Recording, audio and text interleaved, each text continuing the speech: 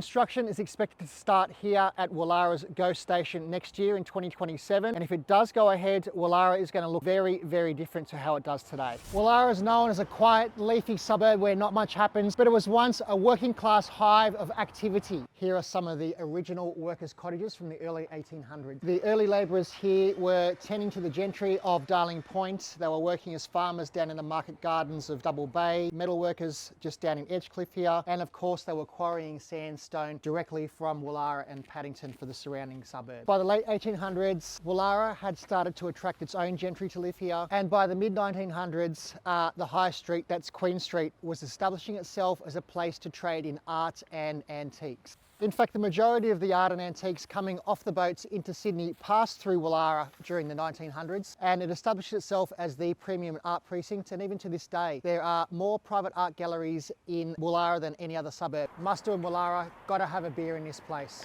the Lord Dudley.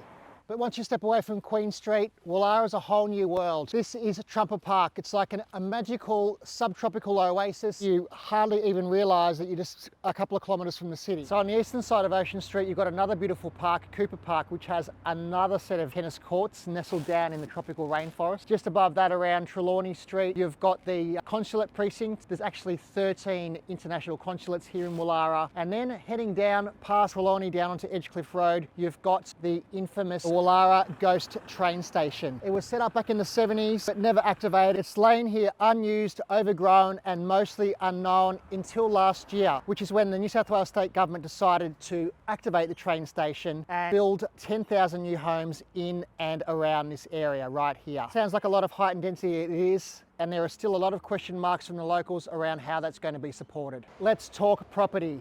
Freestanding houses are starting in the mid 5 millions and upwards. Terraces, semis and workers' cottages in renovated condition are starting in the high 3 millions and upwards. You've got Art Deco apartments in renovated condition starting in the high 1 million. And you've also got a newer breed of completely rebuilt downsizer premium luxury apartments starting in the mid to high 3 millions and upwards. Capital growth for Woollahra was about 13% for the last year, although Woollahra is not immune to the fluctuations that the rest of Sydney experiences. Woollahra is changing, but for now, let's just appreciate it for what it is. The strolling, the village vibes, the leafiness, that quiet little hamlet that feels like it's in the middle of nowhere, but it's really actually in the heart of everywhere.